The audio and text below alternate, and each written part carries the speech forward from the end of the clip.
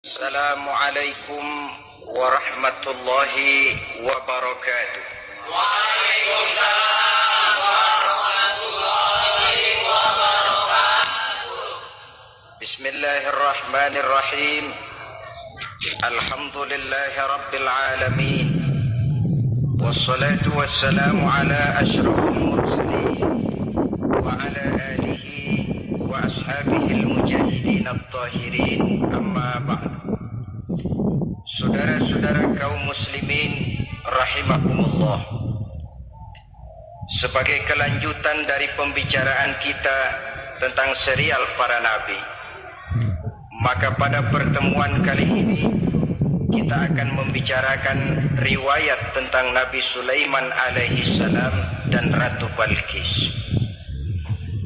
Nabi Sulaiman adalah putra dari Nabi Daud alaihi salam, yang Nabi Daud ini merupakan keturunan yang ke-12 dari Nabi Yakub. Pada diri Nabi Sulaiman bertemu kebesaran dunia dan kebesaran akhirat. Ya, beliau seorang raja, ya, beliau seorang rasul, ya, beliau seorang pemimpin agama, ya, juga beliau adalah seorang pemimpin negara.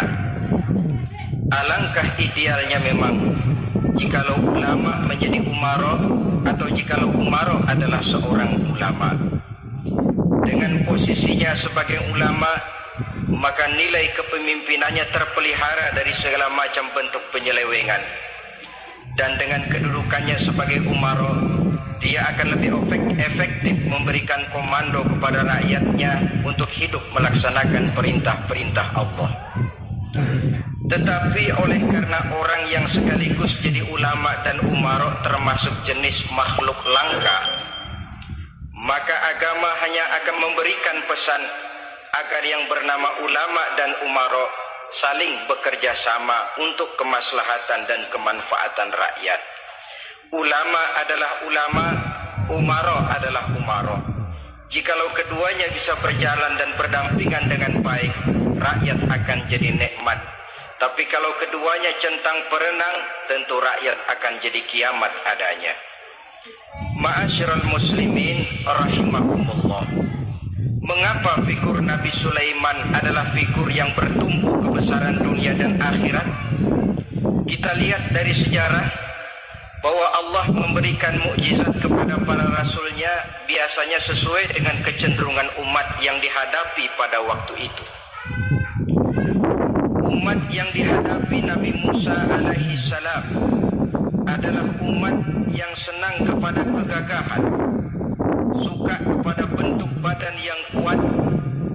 Oleh karenanya mukjizat yang diberikan Allah kepada Nabi Musa berupa kekuatan baik tongkat maupun tenaganya.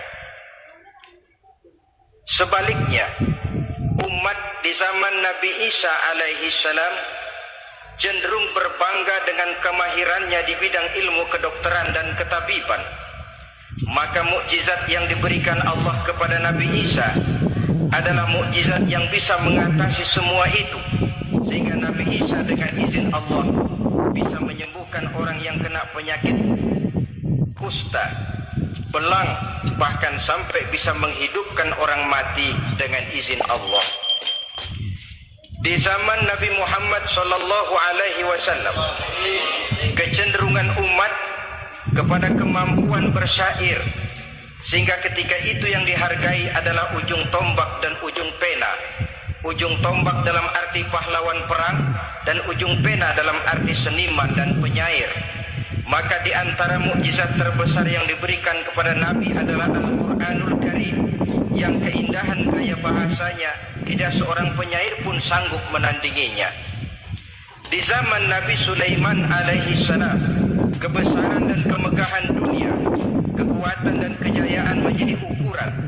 Kita tahu bahwa Jalut yang dihadapi oleh Nabi Daud adalah seorang yang bertubuh besar dan gagah perkasa, yang dalam sejarah lebih kita kenal dengan nama Goliat misalnya. Maka tidak heran kalau mukjizat yang diberikan Allah kepada Nabi Musa merupakan mukjizat yang bertumpu antara kebesaran dunia dan kebesaran akhirat, sebagai raja dan juga sebagai nabi. Tetapi yang patut menjadikan pelajaran buat kita terhadap seluruh kebesaran yang diberikan itu, Nabi Sulaiman berkata, "Haza min fadli Rabbi liyabluwani aashkuru am akfuru." Semua ini, kekuasaan dan kebesaranku, kejayaan dan kekayaanku, adalah anugerah Tuhan untuk menguji diriku. Adakah aku menjadi bersyukur karenanya atau malah aku menjadi ingkar karenanya? Alangkah baiknya jikalau ucapan Nabi Sulaiman ini kita bisa resapi dan kita bisa terapkan dalam kehidupan ini.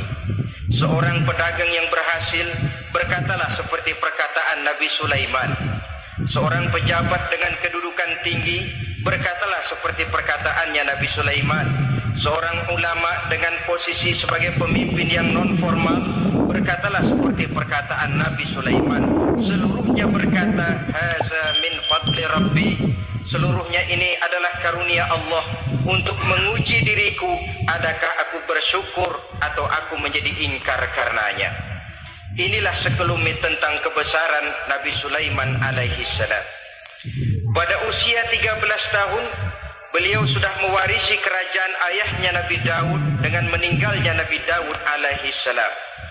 Dan sejak itu keistimewaan Nabi Sulaiman alaihi salam sudah nampak dalam kehidupan. Beberapa keistimewaan bisa kita catat dari pribadi Nabi Sulaiman ini. Pertama, beliau cerdik, cerdas dan bijaksana, dan tentu saja harus begitu. Kalau Rasul goblok, mana ada umat yang mau ikut. Tetapi kecerdikan dan kecerdasan serta sifat bijaksana ini nampak dari beberapa kisah yang pernah dihadapinya. Pertama, di saat beliau berumur 11 tahun, ketika itu yang menjadi raja adalah ayahnya Nabi Daud, datang mengadu seorang petani bahwa sawah ladangnya, tanaman-tanaman yang ditanamnya habis dimakan oleh binatang ternak dari tetangga di sebelahnya. Maka ia mengajukan usul agar binatang ternak yang memakan tanam-tanamannya itu diberikan saja kepadanya. Nabi Daud meluluskan permintaan petani ini, tapi Nabi Sulaiman berkata, "Ayah, maafkan saya. Kalau boleh saya mengajukan usul, jangan seluruh binatang ternak gembala itu diberikan kepada petani. Akan lebih baik kalau binatang ternak yang memakan tanam-tanamannya itu diberikan kepada si petani selama 1 tahun. Apabila ia berkembang biak, beranak, hasil susunya seluruhnya selama 1 tahun itu boleh dimanfaatkan oleh petani tadi. Dengan demikian saya rasakan ini merupakan satu yang lebih adil ketimbang yang tadi itu." Keputusan Nabi Sulaiman ini diterima baik oleh ayahnya, oleh si petani dan oleh si gembala tadi. Pada usia 11 tahun ia sudah menunjukkan kecerdikan, kecerdasan dan sifat yang bijaksana. Contoh yang kedua, ada 2 orang ibu yang pada saat akan bekerja di ladang masing-masing meletakkan bayinya di satu tempat. Lalu keduanya pun asyik pergi bekerja. Sedang kedua ibu itu bekerja dengan asyiknya, datanglah seekor serigala menerkam salah seorang anak bayi tadi dan kemudian dibawa. Tinggallah anak bayi seorang. Ketika kedua ibu tadi kembali ke tempat dia meletakkan anaknya, maka keduanya lalu berebut anak yang satu itu. Jadi kasus berebut bayi rupanya memang sudah ada dari dulunya. Yang satu berkata itu anaknya, yang lain mengakui itu pun juga anaknya. Akhirnya keduanya mengadu kepada Nabi Sulaiman. Masing-masing ngotot, tidak ada yang mau mengalah. Akhirnya kata Nabi Sulaiman, "Kalau kamu berdua tidak ada yang mau mengalah, sudahlah begini saja. Berikan bayi itu kepada saya, akan saya belah 2 supaya adil. Masing-masing kamu bawa sarang sepotong." Ibu yang seorang berbinar matanya, kelihatannya gembira dengan keputusan itu. Saya setuju Nabi Sulaiman, ini keputusan yang sangat adil. Betul, belah dua saja bayi itu. Tapi ibu yang seorang malah berurai air matanya, membasahi pipinya. Ya Sulaiman, daripada Tuhan belah dua anak itu, biarlah berikan saja kepada ibu yang mengaku tadi itu. Tidak sampai hati saya melihat anak yang begini ini harus menjadi korban. Biarlah dia diasuh oleh ibu yang mengakuinya tadi, asal dia tetap hidup. Nabi Sulaiman tersenyum lalu berkata kepada ibu yang berurai air mata tadi, ambillah anak ini bu, karena ia memang benar anak ibu. Sebab sekejam-kejamnya hati seorang ibu tidak akan sampai melihat anaknya dibelah dua. Adapun engkau ibu yang gembira, engkau sesungguhnya ibu yang kurang ajar. Cuma sekedar ngaku-ngaku, buktinya anak mau dibelah dua kamu setuju. Ibu macam apa kamu anak dibelah dua setuju? Akhirnya ibu yang satu itu menerima hukuman yang setimpal karena mengakui sesuatu yang bukan haknya. Di sini kita lihat kebijaksanaan yang dimiliki oleh Nabi Sulaiman alaihi salam. Bukti yang ketiga, pada waktu beliau mengadakan jihad fisabilillah, beliau mengadakan mobilisasi dana. Tidak cuma manusia, binatang seluruhnya ikut memberikan sumbangan. Ketika datang gajah, gajah nyumbang kerbau. Datang kerbau, kerbau nyumbang kambing. Datang kambing, kambing nyumbang ayam. Datang ayam nyumbang burung. Datang burung nyumbang balang. Datang balang nyumbang semut. Gajah yang nyumbang kerbau ngelihat balang nyumbang semut ketawa. Semut, balang, Nabi Sulaiman kamu berikan semut untuk apa kayak gitu kecilnya? Lihatin dong saya nyumbang kebo, kata gajah. Nabi Sulaiman tersenyum seraya bersabda, al-hadiyatu biqadril muhdi. Pemberian itu memang sesuai dengan kemampuan orang yang memberi. Kalau gajah nyumbang kerbau itu wajar saja. Gajah besar sumbangannya pun besar. Sebaliknya kalau balang nyumbang semut itu juga memang pantas. Balang kecil sumbangannya pun kecil. Yang tidak wajar kalau ada balang mau nyumbang kerbau, ada gajah nyumbang semut. Di sini kelihatan watak yang bijaksana dari Nabi Sulaiman alaihi salam. Ini merupakan ciri keistimewaannya. Setiap rasul dibekali dengan sifat ini yang namanya sifat fatonah, cerdik, cerdas, dan bijaksana. Yang ini memang merupakan mukjizat. Kecerdasan seorang rasul tidak merupakan hasil sekolahan, tapi merupakan bimbingan wahyu semata-mata, dan ini yang tidak bisa ditandingi oleh manusia. Jadi jangan lalu ngambil dalih Rasul aja nggak sekolah pinter lalu ikut nggak sekolah, ya goblok terus. Itu khususiyat kok. Sifat yang namanya fatona itu merupakan bimbingan daripada wahyu. Adapun manusia, jikalau dia mau cerdik, jikalau dia mau cerdas, jikalau dia mau bijaksana, dia harus belajar. Dia lewat bangku sekolah, dia lewat teman bergaul, dia lewat bertanya kepada orang-orang pandai, atau autodidak dengan hidup banyak membaca dari kehidupan ini. Dengan demikian nilai kecerdikan, kecerdasan dan kebijaksanaannya akan bisa meningkat adanya. Ini keistimewaan pertama. Keistimewaan yang kedua, Nabi Sulaiman diberikan kekuasaan oleh Allah sehingga bisa menguasai angin, jin, bahkan juga mengerti segala macam bahasa binatang. Menguasai angin, beliau bisa menundukkan angin ribut dan memerintahkannya angin itu. Dalam surah Al-Anbiya ayat 81 kita temukan, wali Sulaiman ar-riha asifatan tajri bi amrihi ilal ardil lati barakna fiha. Dan bagi Sulaiman, ia mampu menundukkan angin ribut yang bertiup menurut perintahnya ke permukaan bumi yang kami berkahi di dalamnya. Menguasai angin, barangkali istilah sekarangnya, memahami betul meteorologi. Itu sebabnya mukjizat hanya diberikan kepada Rasul, orang yang jiwanya sudah stabil. Coba kalau potongan kita diberikan keistimewaan bisa ngatur angin, Saban Sari main angin. Gak boleh ada orang kita keselin Kesal sama orang, undang angin, hantam saja. Maka mukjizat semacam ini hanya diberikan kepada orang yang jiwanya sudah stabil. Ada satu cerita, namanya juga cerita, tapi kebenarannya mendekati. Seorang wali di tanah Jawa sholat Jumat di Masjidil Haram di Mekah. Namanya wali kalau di Jawa kan pakai belangkon. Dia sembahyang di Masjidil Haram. Ini ada orang Arab usil, tumben ngelihat belangkon. Ini apa di tengah masjid? Dia tepak belangkon itu, miring di atas kepala. Begitu belangkonnya miring, tanah kayaknya ikut miring. Sehingga penduduk heran, ini apa tanah jadi miring begini? Lalu ada seorang wali juga yang alim dan mengerti, lihat-lihat di tengah Masjidil Haram ada belangkon miring di atas kepala. Oh, jangan-jangan ini sebabnya ini.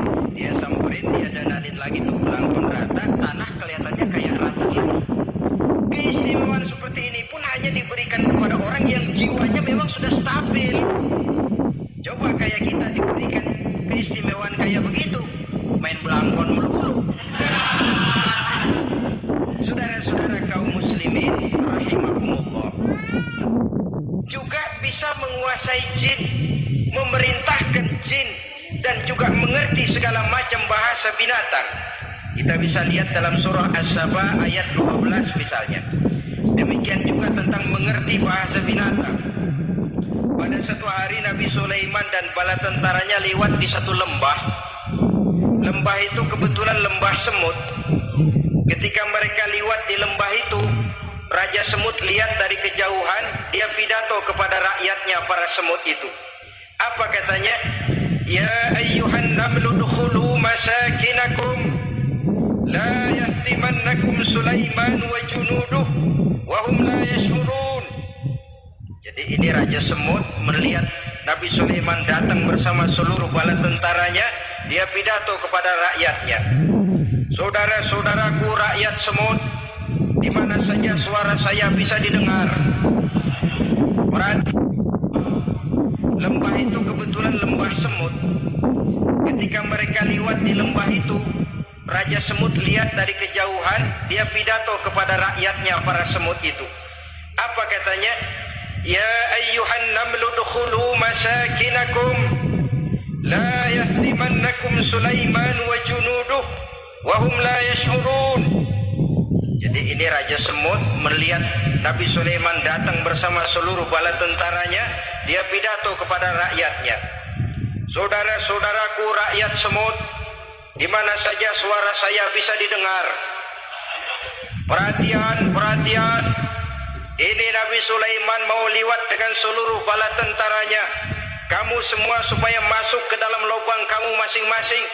Sebab kalau kamu nggak masuk ke lubangmu masing-masing, akan diinjak oleh Sulaiman dan bala tentaranya, sedangkan mereka tidak tahu kalau kamu kena injak. Masuklah semut itu seluruhnya ke dalam lubangnya masing-masing. Nabi Sulaiman senyum. Fatabassama dhahikan min qawliha. Mendengar ucapan Raja Semut ini, Nabi Sulaiman tersenyum. Lalu berkata, apa katanya? Rabbi auzi'ni an ashkura ni'mataka allati an'amta alayya wa ala walidayya wa an a'mala salihan tardahu wa adkhilni birahmatika fi ibadika salihin. Satu pengakuan yang tulus, yang jauh dari watak kesombongan. Mendengar Raja Semut berkata semacam itu, beliau senyum lalu berkata, wahai Allah, tetapkan kiranya hati saya ini untuk selalu bersyukur terhadap nikmat yang Engkau karuniakan kepada saya. Karena nikmatku, nikmat yang Engkau berikan kepadaku, saya mengerti bahasa binatang. Karena mengerti bahasa binatang, saya mengerti seruan Raja Semut itu. Tetapkan saya untuk selalu bersyukur ya Allah atas nikmat yang Engkau berikan ini, atas nikmat yang Engkau berikan kepada kedua orang tua saya, dan tetapkan saya untuk selalu melakukan amal soleh yang Engkau ridhoi, dan masukkan saya ke dalam golongan hamba-hambamu yang soleh. Satu pengakuan yang tulus, yang jauh dari sifat kesombongan. Mungkin kalau sombong yang lahir, begitu dengar Nabi Sulaiman bahwa semut ngomong begitu, beliau akan berkata, iya masuk, tidak buruan. Tapi kan tidak. Malah beliau perintahkan bala tentaranya, pasukan berhenti. Ada apa Nabi Sulaiman? Di depan kita ada kerajaan semut. Mereka lagi kocar-kacir masuk ke sarangnya masing-masing. Tunggu sampai mereka masuk dan kita bisa lewat dengan aman tanpa harus menginjak-injak mereka. Bala tentaranya di stop dan berhenti. Ternyata kebesarannya tidak menyebabkan ia lalu memandang remeh sampai kepada makhluk yang bernama semut sekalipun. Masih tetap dihargainya sebagai makhluk dari Allah Subhanahu wa ta'ala.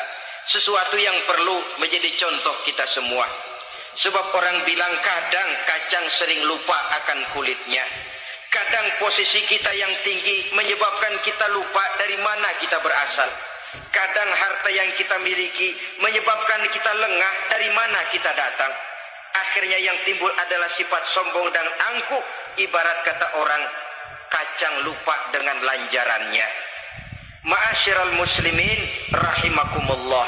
Ini kebesaran dan keistimewaan yang diberikan Allah kepada Nabi Sulaiman alaihi salam. Apa yang perlu kita jadikan tamsil dan ibarat dari kebesaran ini? Saudara-saudara kaum muslimin rahimakumullah.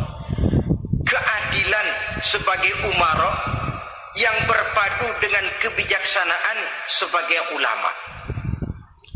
Satu hari seorang sahabat bertanya kepada Rasulullah sallallahu alaihi wasallam, "Ya Rasul, kalau pada satu saat ajal merenggut Tuhan berlalu meninggalkan kami sekalian, kita berpisah untuk selamanya ya Rasul.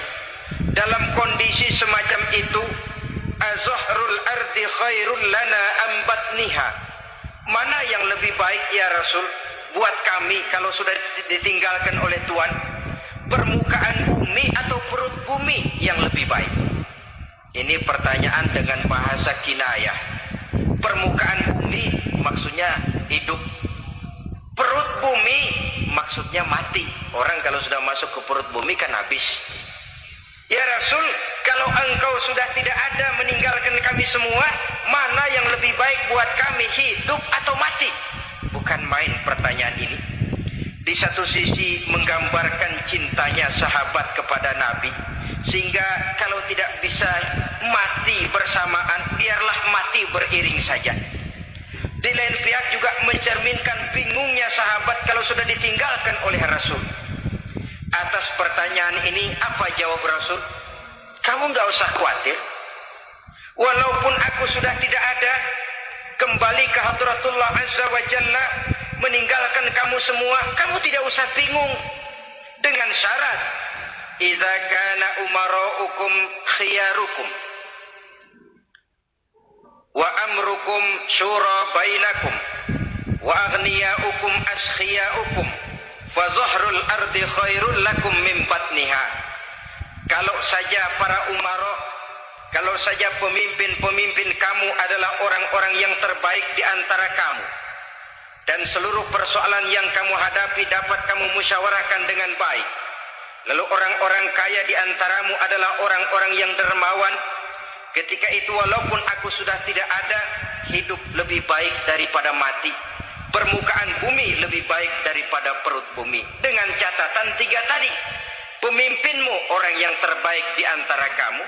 Segala persoalan kamu musyawarahkan. Dan orang kayamu orang dermawan. Walaupun aku tidak ada, hidup lebih baik daripada mati. Tapi sebaliknya kata Nabi, idza kana umaraukum syirarukum. Kalau umarokmu, pemimpin-pemimpinmu adalah orang-orang yang terjahat di antara kamu. Wa amrukum ala nisaikum. Dan segala urusanmu sudah diatur oleh perempuan. Walaupun dia tidak naik di bidang eksekutif, tidak memegang kekuasaan, tapi kekuasaan bayangannya jauh lebih menentukan daripada kekuasaan yang sesungguhnya. Kalau perempuan sudah ikut campur mengaturmu, kemudian wa askhiyaukum bukhalaukum. Orang-orang kaya di antaramu adalah orang-orang yang bakhil bin pelit alias kikir. Maka ketika itu kata Nabi, fabatnul ardi khairul lakum min zahriha. Perut bumi lebih baik baik daripada permukaan bumi. Apa yang bisa diharapkan dari pemimpin yang zalim, perempuan yang sok kuasa, dan orang-orang kaya yang bakhil dan pelit? Dalam kondisi semacam itu, bertemulah kita dengan yang bernama kiamat. Dan kalau sudah kiamat macam itu, kata Nabi, perut bumi lebih baik daripada permukaan bumi. Maka yang kita perlukan sekarang adalah kerjasama antara ulama dengan umaro. Ulama bukan umaro, umaro pun bukan ulama. Harus saling kerjasama dan jangan saling memperalat. Kerjasama menurut bidangnya masing-masing menjadi yang terbaik di bidangnya. Jangan sudah jadi kiai karena ingin berpartisipasi aktif lalu pindah jadi pemborong jembatan. Tidak sadar akan profesinya, dan orang lalu tidak bisa berkata, apaan kiai mubalik bisanya cuma ngomong saja. Sekarang kan zaman pembangunan perlu karya nyata. Mana ada ustadz kiai mubalik bikin irigasi, cuma pidato saja. Apa kemiskinan bisa diatasi dengan pidato? Ini juga orang tidak ngerti urusan. Wong Nabi saja ngajarin kok, iza wusidal amru ila ghairi ahlihi fantaziri sa'ah, yang kemudian diterjemahkan dalam manajemen modern, the right man on the right job, bahwa persoalan harus diserahkan kepada orang yang memang ahlinya. Lah kalau kiai ngurus irigasi, apa nanti lurah mau ngajar fikih, camatnya ngajar tafsir? Kacau jadinya. Makin ruwet jalur birokrasi, makin banyak orang meninggalkan profesi dan malah melaksanakan sesuatu yang bukan profesinya. Untuk memberesi keruwetan birokrasi, termasuk diantaranya menanamkan kesadaran profesi yang menimbulkan kebanggaan, dan kebanggaan yang membuahkan tanggung jawab terhadap profesi itu.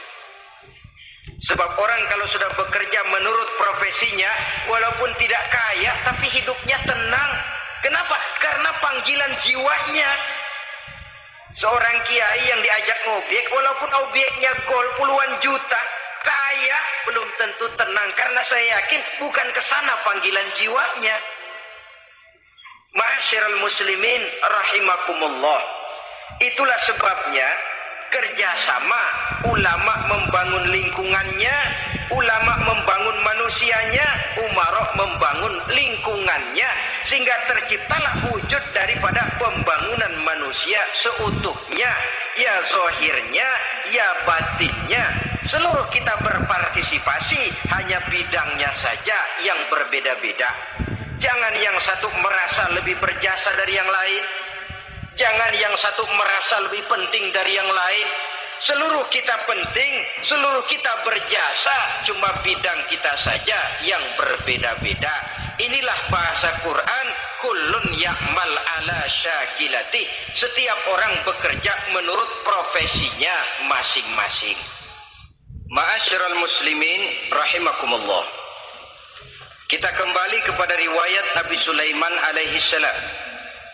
Satu hari ketika beliau sedang menginspeksi pasukan, berkumpullah pasukan beliau itu, ya tentara yang manusianya, ya pasukan jinnya, ya seluruh binatang-binatangnya berbaris.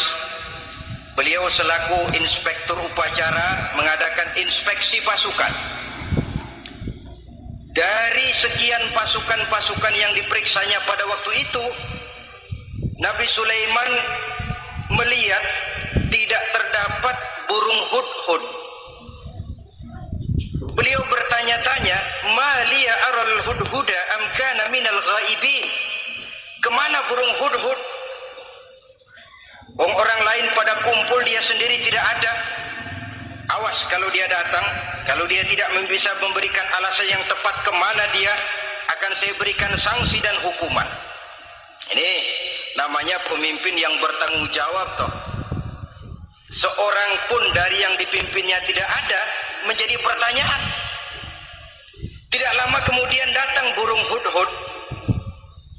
Begitu datang lalu memberikan laporan kepada Nabi Sulaiman. Kalau istilah sekarang, begitu dia sampai berdiri hormat, lapor, kata Hudhud ini.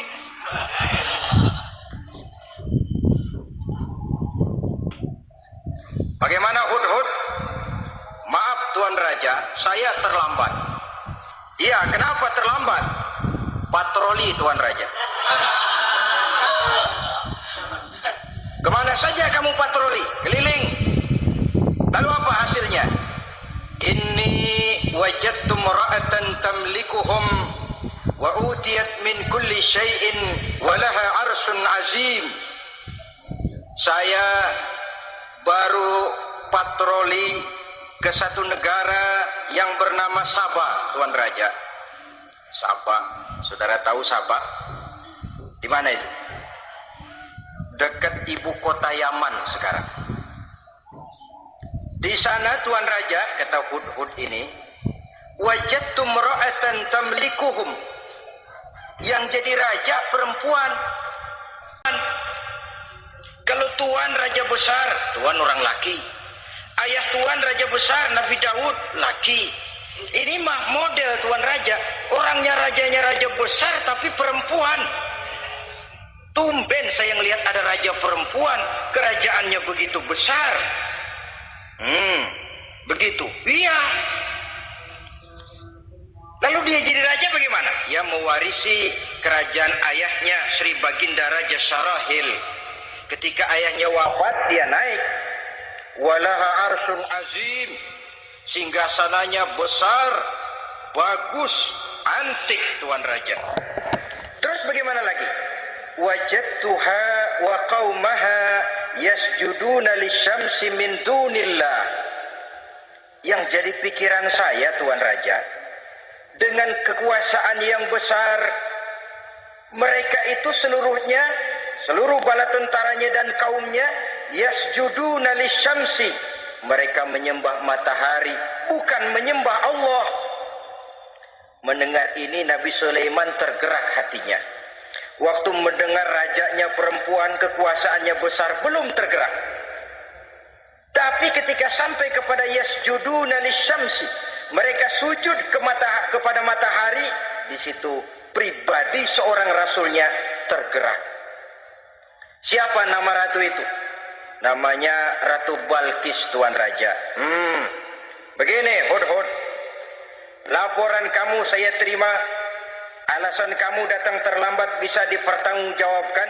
Kamu tidak kena hukuman. Cuma begini saja Hudhud, karena kamu yang laporan, kamu yang tahu lokasi negaranya, kamu yang harus melaksanakan tugas ini. Apa Tuan Raja? Idhab bi kitabi hadza fa'alqih ilaihim. Kamu berangkat lagi ke negeri Sabah, bawa surat saya, berikan kepada mereka. Thumma tawalla anhum, kemudian kamu berpaling dari mereka, tapi jangan pulang. Fanzur madza yarji'un, lihat apa reaksi mereka setelah menerima surat ini. Baik Tuan Raja, baik. Nabi Sulaiman menulis sepucuk surat kepada Ratu Balkis, dan surat itu dibawa oleh burung Hudhud tadi.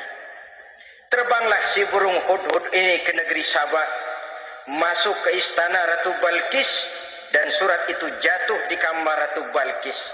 Diambil surat tadi, kemudian dibaca. Apa isi suratnya?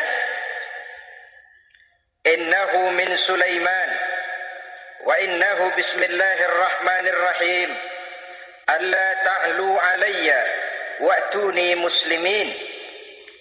Surat ini dari Sulaiman. Bismillahirrahmanirrahim. Jangan kamu merasa lebih tinggi dari aku. Datanglah kepadaku dan masuk ke dalam agama Islam. Suratnya singkat, padat, ultimatum. Jadi nggak pakai bahasa kembang, nggak pakai bahasa basi, langsung kepada isi. Surat ini dari Sulaiman. Bismillahirrahmanirrahim. Jangan kamu merasa lebih tinggi dari aku. Datanglah kepadaku dan masuklah ke dalam agama Islam. Ini yang disebut dakwah langsung tanpa pakai kembang. Saudara-saudara, menerima surat semacam ini, Ratu Balkis lalu ngumpulin para pembantu kerajaan, aparat pemerintah lah zaman sekarang, termasuk menteri-menteri dipanggil sidang darurat di istana Ratu Balkis membahas datangnya surat dari Nabi Sulaiman alaihissalam. Tuan-tuan para menteri, bagaimana Sri Ratu? Saya dapat surat. Dari mana? Dari Sulaiman. Katanya apa? Jangan kamu merasa lebih hebat dan lebih tinggi dariku. Datanglah kemari dan masuklah ke dalam agama Islam. Menurut pendapat tuan-tuan menteri, bagaimana surat ini? Apa kita penuhin permintaannya? Kita datang rame-rame masuk Islam? Oh, kata menteri, jangan dulu tuanku, gengsi dong. Kita ini kan kerajaan besar, tentara kita gagah, masa mau menyerah tanpa syarat? Ini kan kerajaan besar, tentara kita gagah, masa mau menyerah tanpa syarat? Soal nanti kita kalah atau menang itu soal lain, Tuan Perdana Menteri, Tuan Ratu. Tapi bahwa kita punya harga diri itu harus kita tunjukkan lebih dulu. Jadi menurut Tuan Menteri bagaimana? Kami sih nunggu komando Tuan Putri saja. Artinya kalau boleh perang saja. Cuma mau duluin, takut dikira nyelongcong. Kami sih gimana komando Tuan Ratu saja. Tuan komandokan berangkat, kami segera berangkat. Terserah Tuan Putri, kami seluruhnya loyal, taat dan setia menunggu titah dari Sri Paduka Ratu. Terima kasih para menteriku. Soal kesetiaanmu saya tidak meragukan. Tapi perang dimanapun selalu membawa kerugian. Kita menang rugi, tentu jatuh korban. Apalagi kalau kita kalah. Dan raja-raja yang mengalahkan negeri-negeri lain selalu membawa kehinaan kepada negeri yang dikalahkannya. Jadi bagaimana? Sekarang begini saja, kita ambil jalan tengah. Lalu diplomasi dulu. Diplomasi macam apa Tuan Ratu? Kita kirim utusan kepada Nabi Sulaiman. Dari sana nanti kita lihat reaksinya. Saya memang selama ini sudah dengar siapa itu Nabi Sulaiman. Katanya orang yang masih muda, masih bujangan, bijaksana, kekuasaannya besar, tentaranya hebat. Cuma kan baru berita, kita cek. Jadi diplomasi macam apa Tuan Ratu? Kita kirim utusan kepada Raja Sulaiman. Kita bawakan hadiah-hadiahnya. Yang mahal-mahal, mewah-mewah, menarik. Pokoknya yang terbaik di negeri kita, berikan kepadanya. Lihat reaksinya. Kalau dia tergiur dengan hadiah itu, dia raja, bukan nabi. Tapi kalau dia menolak hadiah itu, dia memang nabi. Dan apa reaksi kita nanti tergantung sikap Nabi Sulaiman. Aha, kalau begitu setujulah Ratu, itu memang bijaksana. Diplomasi dulu. Iya, jangan datang-datang main perang aja loh. Perang sih gampang, tapi ini kan ada meja perundingan. Sepanjang masih kita bisa menempuh jalan damai, damai saja dulu. Baik, maka diaturlah satu barisan diplomasi untuk menuju Palestina, kerajaan Nabi Sulaiman alaihi salam. Rombongan terdiri dari 500 orang laki-laki dan 500 orang perempuan.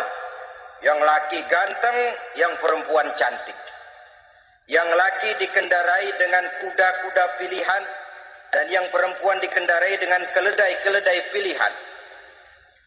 Kuda dan keledai pun dihiasi begitu rupa, pelanaknya yang terbagus dilapis dengan sutra, sedangkan bawaan-bawaannya tidak lain daripada intan, berlian, mutiara, jamrud, yakut, kesturi yang dilapis dengan sutra tenun yang asli. Pendeknya hadiah yang serba wah. Dan rombongan ini dipimpin oleh seorang diplomat ulung dari negeri Sabah bernama Munzir bin Amru. Ini ahli diplomasi dari negeri Sabah. Dipesanlah oleh Ratu Balkis Kalau datang nanti kamu ke negeri Sulaiman, sikapmu harus begini, begini, dan segala macam. Ditatar dulu. Sebab ini mau diplomasi tingkat tinggi. Baik, Sri Ratu. Nah, sudah mendengar perundingan ini, burung Hudhud pulang ke negeri Nabi Sulaiman. Apel lagi, lapor Tuan Raja. Bagaimana Hudhud? Sikapnya mereka akan mengutus utusan dengan membawa berbagai macam hadiah untuk datang ke negeri kita. Baik. Nabi Sulaiman kumpulkan tentaranya, terutama para jin. Hei tentaraku, khususnya kalian para jin, akan datang rombongan tamu besar ke negeri kita. Maka mulai saat ini saya komandokan, kamu bangun satu istana yang megah, yang belum pernah ada dalam waktu yang relatif singkat. Dan lantai daripada istana itu harus dilapisi dengan kaca-kaca tebal yang bening, bawahnya diisi dengan air, diisi dengan ikan-ikan hias yang indah-indah. Baik Tuan Raja. Maka tentara Nabi Sulaiman, sejak manusia sampai binatang sampai jin, semuanya kerja bakti membangun istana yang megah. Sehingga sebelum rombongan kerajaan Sabah ini sampai, istana sudah selesai. Mereka masuk ke dalam istana Nabi Sulaiman. Begitu melihat lantainya gemerlapan air, masing-masing pada ngangkat kain. Takut kainnya basah. Waduh, ini istana kebanjiran begini. Kata Nabi Sulaiman, nggak usah diangkat kainnya, nggak usah. Ini dilapis kaca, cuma bawahnya memang kolam. Kolamnya berisi ikan. Oh, bengong. Bengong. Bengong aja pada melongo mulutnya. Saudara-saudara, jadi persis orang yang tinggal di puncak gunung datang ke tengah-tengah kota. Kan noraknya minta ampun. Apaan aja ditunjuk. Apaan aja dilihat, apaan aja ditunjuk. Ini ya, itu ya, wah. Wah, sudah semuanya serba wah. Jadi kalau istilah tingkat diplomasinya, mereka sudah kalah mental. Dan itu sudah kemenangan pertama dari Nabi Sulaiman. Sudah shock. Mereka merasa negeri Sabah kaya, luar biasa, hebat. Begitu datang ke negeri Sulaiman, mereka jadi orang norak kayak. Sudah kumpul, nah selamat datang tuan-tuan ke negeri kami. Ada pesan apa? Majulah Munzir bin Amru. Tuan Sulaiman, bagaimana? Kami diutus oleh Sri Baginda Ratu Balkis untuk menyampaikan hadiah-hadiah yang kami bawa ini. Intan, berlian, yakut, jamrud, kesturi, dan barang-barang mahal lainnya. Mudah-mudahan Tuhan bisa menerima dengan senang hati. Nabi Sulaiman tersenyum. Lalu beliau berkata, "Atumitunani bimalin, fama atani Allahu khairun mimma atakum." Kamu mau memberikan saya seluruh hadiah-hadiah permata intan ini?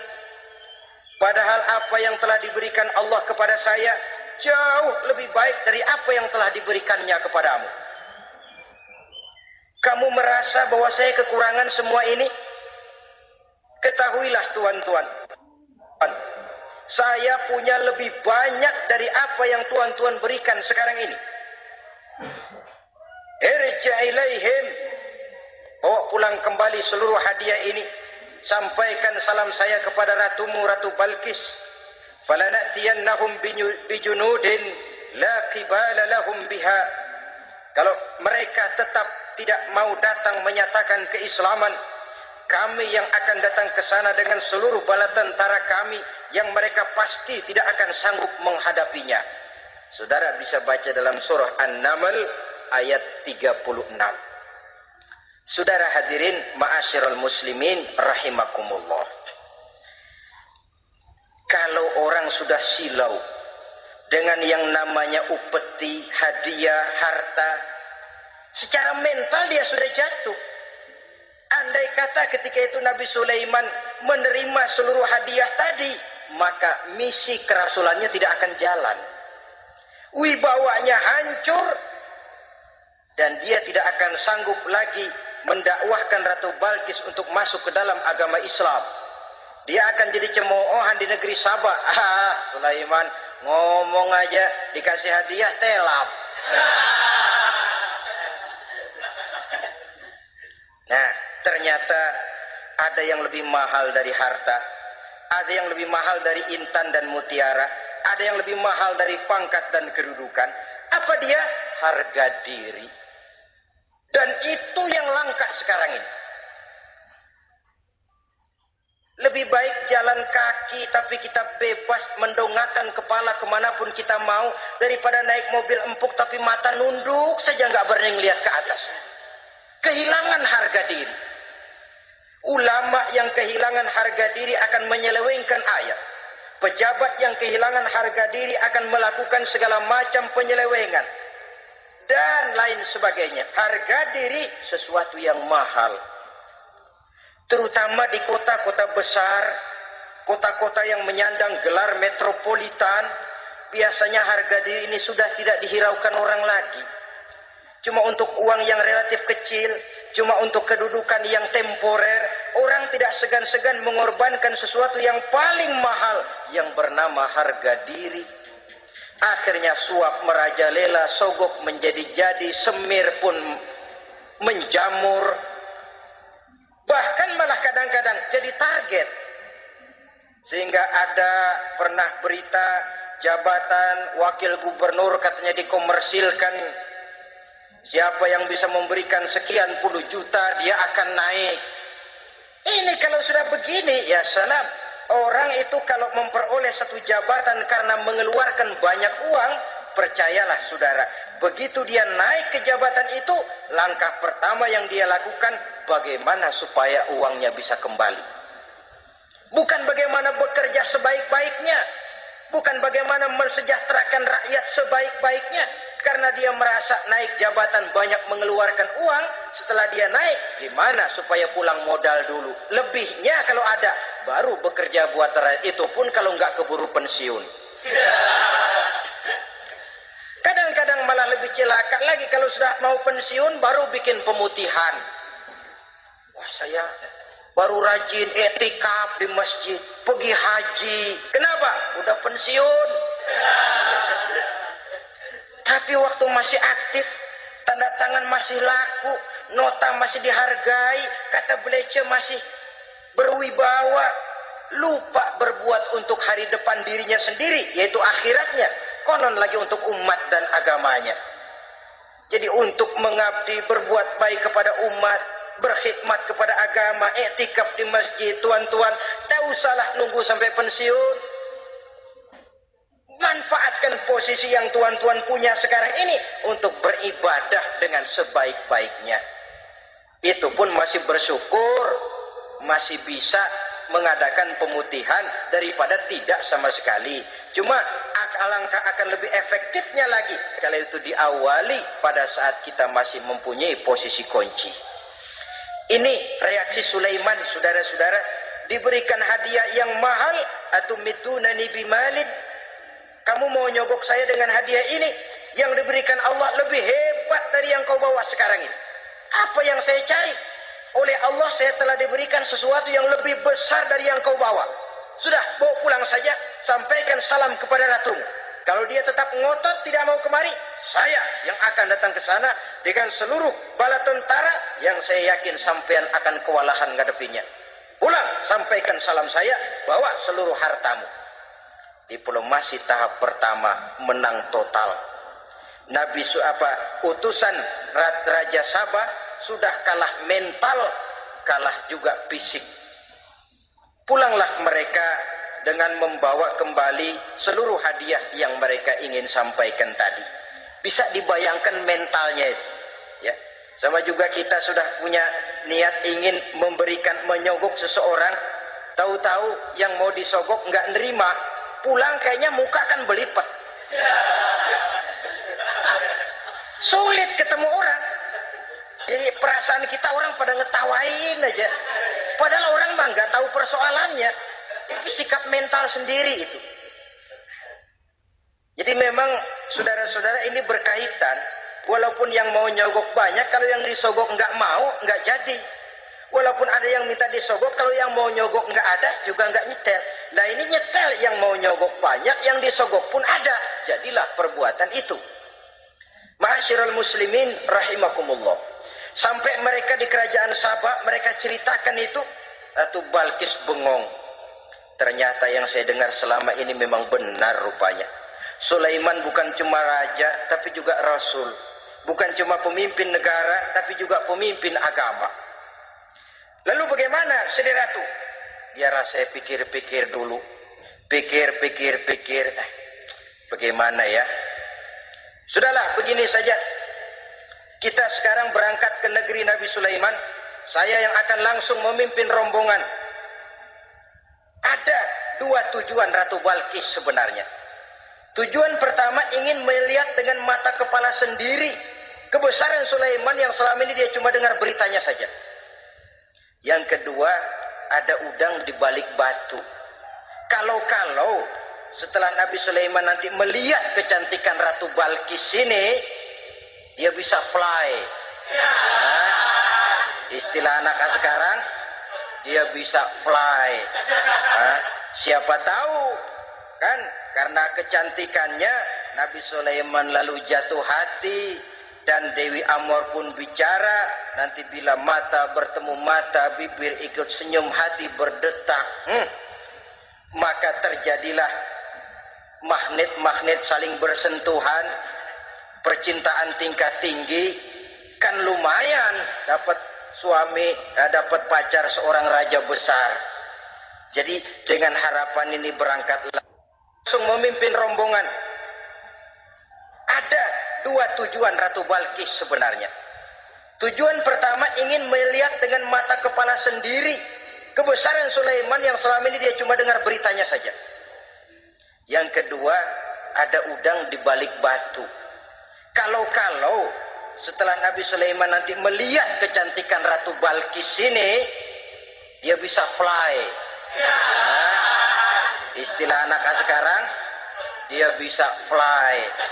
Nah, siapa tahu kan, karena kecantikannya Nabi Sulaiman lalu jatuh hati, dan Dewi Amor pun bicara.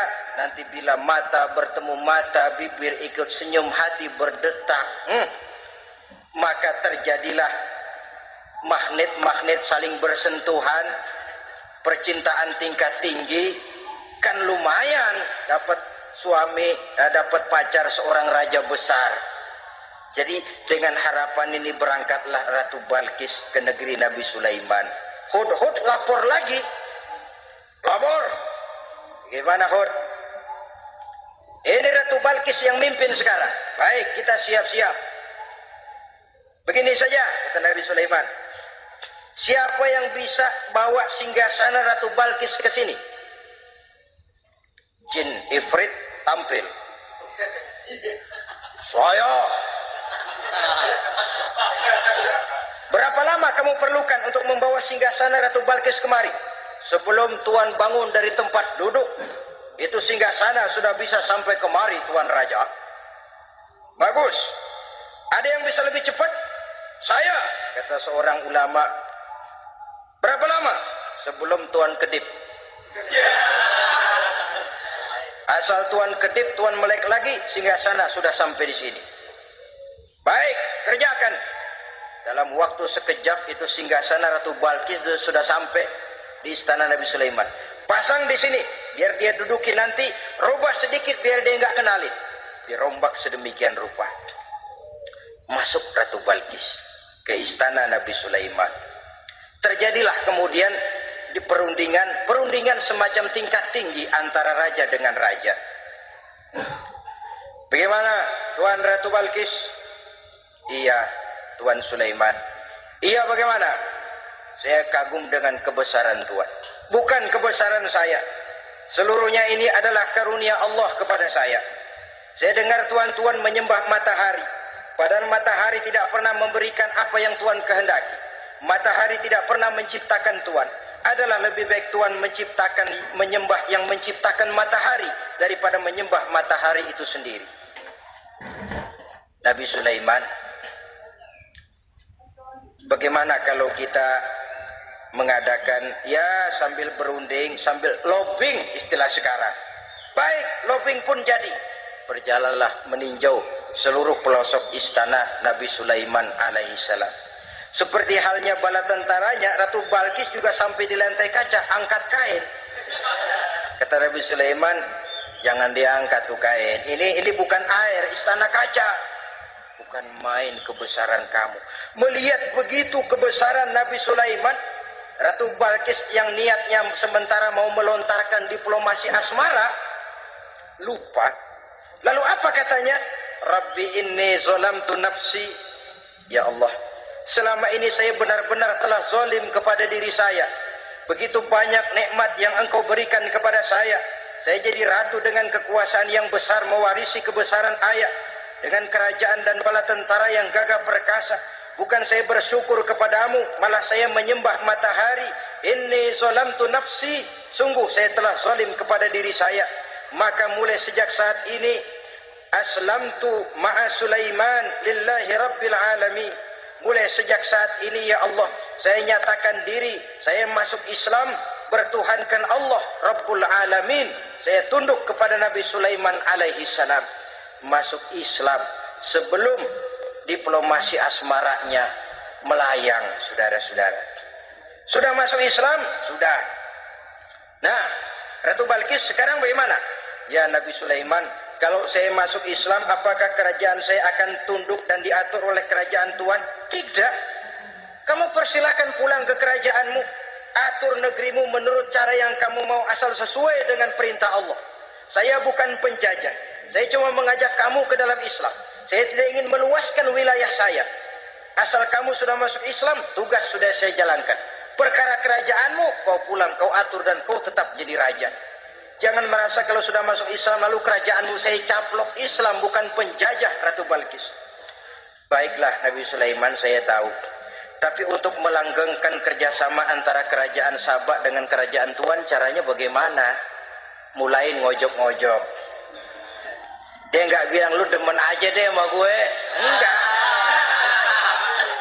Cuma untuk jangka panjangnya Sulaiman, supaya kita tetap bisa kerjasama, caranya bagaimana? Ya supaya kerajaan berumur panjang, kau harus punya keturunan, kata Nabi Sulaiman. Itu kan berarti saya harus nikah. Memang. Tapi saya ratu. Suami saya kan paling kurang juga harus maharaja, sahansah. Ya sebenarnya sih cuma dia nggak bilang aja. Di kerajaan gue nggak ada yang setimpal, gue maunya sama elo. Itu kalau bahasa kita, cuma ini kan bahasa perempuan. Perempuan kan paling pinter nahan perasaan. Gak kayak orang laki kalau lagi mabuk cinta teler. Sama siapa aja dia cerita. Gua kan lagi demen sama si Ano. Lain sama perempuan, dia paling bisa jaga perasaan. Saya kalau begitu, saya harus kawin dengan maharaja. Ya kamu tinggal pilih saja, kata Nabi Sulaiman. Nabi Sulaiman, ini Perdana Menteri udah pada mesem-mesem, udah paham ke arah mana maksudnya. Bagaimana kalau kita kukuhkan saja dua kerajaan ini, Nabi Sulaiman? Saya pun setuju kalau itu kamu punya mau. Wah, ini Perdana Menteri takbir semua. Allahu Akbar, Alhamdulillah, Alhamdulillah. Sampai akhirnya Nabi Sulaiman pun menikah dengan Ratu Balkis. Bergabunglah dua kerajaan besar itu. Saudara-saudara kaum muslimin rahimakumullah. Kemudian setelah bertahun Nabi Sulaiman wafat. Tidak seorang pun tahu karena beliau wafat sedang pegangan tongkat. Ketika tongkat dimakanin rayap, rapuh, baru beliau jatuh. Orang tahu kalau Nabi Sulaiman sudah wafat. Menurut riwayat beliau wafat itu sedang sholat. Karena sholat Nabi Sulaiman cuma diri saja, tidak pakai ruku dan sujud. Menurut riwayat lain beliau sedang memandori jin dan tentaranya yang sedang kerja. Begitulah wafat beliau, kita bisa baca dalam surah Saba ayat ke-14. Setelah beliau wafat, Palestina diserbu oleh Raja Bukhtanasor atau Raja Nebukadnezar. Seluruh kebesaran Sulaiman di bumi hanguskan, istananya dihancurkan, intan permata dan kekayaan beliau dirampok, dan tinggallah kebesaran Sulaiman cuma legenda saja yang kita kenal dengan istilah Haikal Sulaiman. Legenda, riwayat-riwayat yang sampai sekarang ini masih bisa kita telusuri kebenarannya. Saudara-saudara, inilah pertemuan yang singkat ini, walaupun serba singkat, mudah-mudahan ada manfaatnya. Dengan kesimpulan, seluruh anugerah yang ada pada kita hakikatnya karunia Allah. Marilah kita menjadi orang yang pandai bersyukur atas anugerah itu. Terima kasih atas segala perhatian, mohon maaf atas segala kekurangan. Usikum wa nafsi bitaqwallah. Wassalamualaikum warahmatullahi wabarakatuh. Waalaikumsalam.